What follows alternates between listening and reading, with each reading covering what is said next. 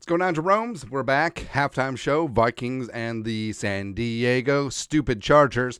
So allegedly the Vikings are down 14-10 at halftime, but it feels like it's a little bit like Groundhog's Day, where you had the fumble, Hockenson on the first drive when the Vikings were moving the ball, just killing momentum. And I feel like it's a new rule in the CBA that every time the Vikings lose a fumble, the other team automatically goes down and scores a touchdown. That's what it seems like. But the Vikings got up off the canvas, put together some good drives. One stifled by the near disaster Madison fumble, but fortunately the league actually ruled it correctly for a change. I 100% thought the Vikings were going to get fisted on that one, but they settled for a field goal. And despite some really good efforts, the Vikings going halftime down 14-10, they do get the ball to start the second half. So there we go. As always, if you got a question or a comment you want read, toss a couple bucks in the super chat, and we'll go from there. But it feels like. So first off, Justin Herbert is freaking dealing, man. I mean, 26-30 for $187, 2 touchdowns. The Vikings are bringing heat. They're getting pressure on him, but they can't cash in. And Herbert is just nickel and diming them apart. Keenan Allen already 9 catches for 84 yards on 11 targets. And then stupid Donald Parham Jr. has 2 catches for 4 yards, 2 touchdowns. It's kind of rough, man. It's kind of rough all the way around. But it does feel like the Vikings, they shut down the running game. There you go. But this has been a pretty large redemption game for Alexander Madison. 9 carries for 40 yards, 3 catches, 22 yards. Did have that near disastrous fumble. Also did have a big-time drop. So it's a bit of a mixed bag overall. But the Vikings, I don't know, the Vikings offense has been a little bit weird. So first off, they need to bench Ed Ingram. So Ingram gave up the sack as well as giving up a number of pressures. One of the pressures led to the Kirk grounding call, as well as he had a holding down in the red zone. So, I mean, I don't care that Dalton Rice has been here for like 2 days. Put him in over Ed Ingram. Kenny Brewer, $5. The whole time I thought the Jerome reference was from Jerome Simpson. Skull from your biggest little fan, Rhea. What up, Rhea? I mean, I guess it could be tied in with Jerome Simpson. Why the hell not at this point? I mean, Jerome Simpson. What was the story with Jerome Simpson? Didn't he mail himself weed in like a FedEx box? That's hilarious, man.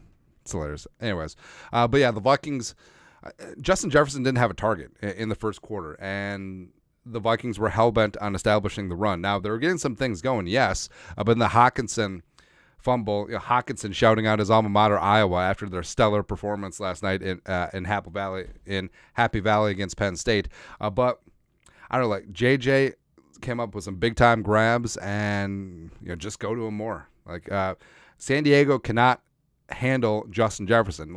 And when 3 catches for 80 yards in the first half, seems like that's pretty good. That's pretty damn good. But it feels like there should be so much more. Like, should JJ just come in and completely dominate that second half? Yeah, I think that he certainly could and should. Josh Oliver with the touchdown, which is great. Jordan Hicks. All right, so Jordan Hicks actually had good coverage on the second Parham touchdown, and also he ripped the ball from Josh Palmer. Hey, a fumble actually going the Vikings' way. It's kind of crazy when that happens, man. I mean, Jordan Hicks has been playing some great football. Ivan Pace Jr. and Bullard teamed up for that big third down stuff, but the Chargers still scored anyway. Blah. Beasley, Harrison, Metellus playing well. See what else here. Yeah, we said Oliver got that touchdown. Other than that, I mean, it's been really quiet. Addison without a catch so far. Hockenson didn't really get much before that 2-minute drill.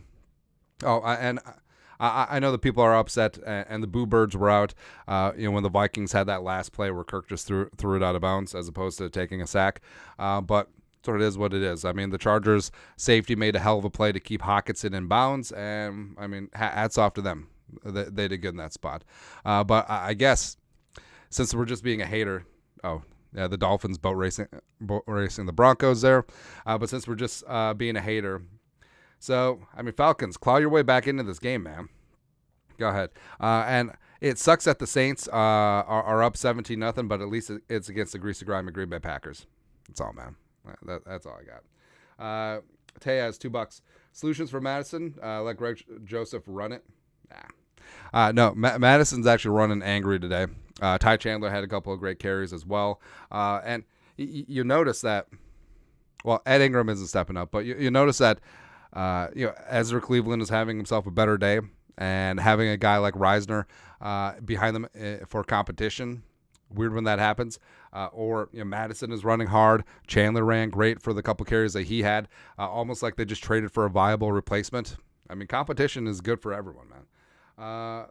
Biggio Jr., $2. What game day food are you going with today? I had some leftover pho, and we had some sticky rice. So we went full Asian on the bit. Plus, so I love my kid. Well, obviously I love my kid, but my middle son is such a savage, and like he's already talking about pumping weights. He's already talking about getting swole. He looks up to the Hulk. So there you go. But even though he's half Asian, like he loves him some rice, and we got him the sticky rice, the glutinous sweet rice. So just he eats all rice with his hands anyway, so may as well get something that sticks together.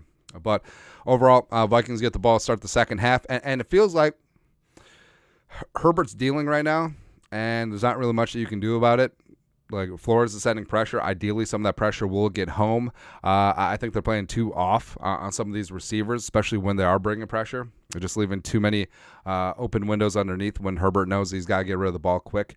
Offensively, it feels like they just need to unleash the fury and get the rock to JJ and Addison. Get something going there.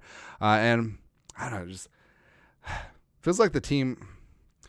As soon as that Hawkinson fumble happened, it seemed like they were lethargic for a little bit, but they got to come out and have some pride, man. They're at home.